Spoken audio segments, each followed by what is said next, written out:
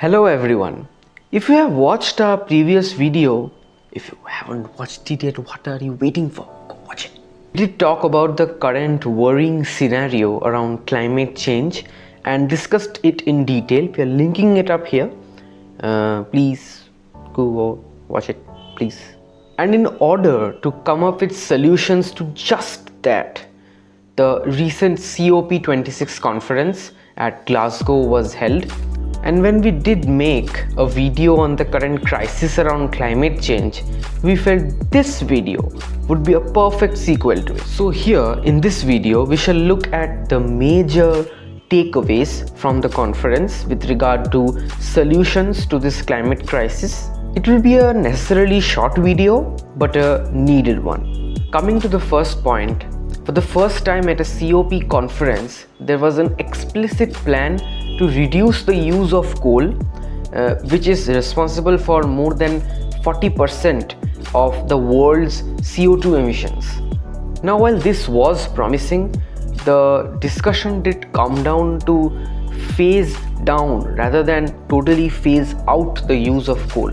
And this can be particularly worrying because such a vague discussion or a vague law, which is only focused on the phasing down of coal rather than phasing out, can be used by businessmen and ambitious lawmakers to bend the law to their own will, because particular or strict binding laws are not yet in place or not yet have been discussed.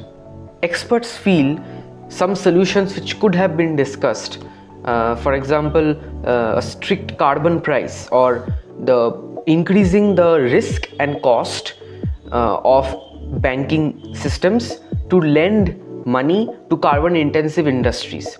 If the risk and cost of lending is increased, then obviously there will be a reluctance in banking systems to lend to these carbon intensive industries, and thus automatically will lead to the use of less and less coal and looking forward to alternatives of coal. Coming to the second point, world's largest CO2 emitters, USA and China, pledged to cooperate over the coming years in areas including CO2 emission, methane emission, and switching to clean energy. Now, why is China's carbon policy so instrumental in this battle against climate crisis? We would request you to study these two graphs. Now, promisingly, the public banks in China, which are huge backers of coal around the world, have also pledged to step back from such investments. Now, US and China do have some differences and small conflicts keep on happening between them, but we do hope that the pledge for cooperation between them really does turn out to be good.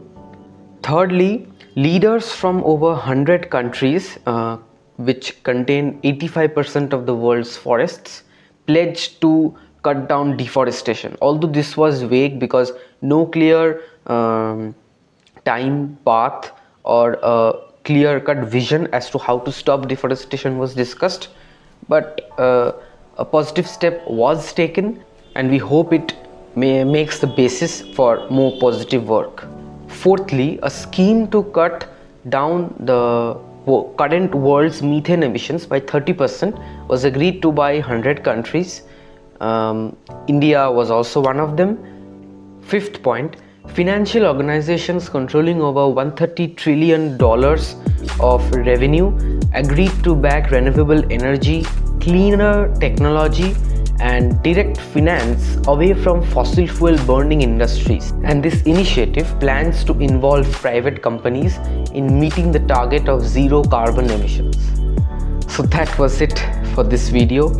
If you found some value here, then we would request you to like this video, share it, because awareness on such issues ought to be spread.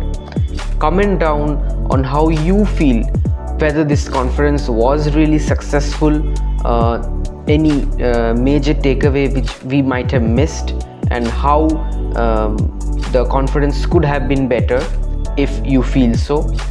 You can also follow us on Instagram, where we make such content on positive updates around India and world and such analysis on relevant issues, mainly India based but also across the world.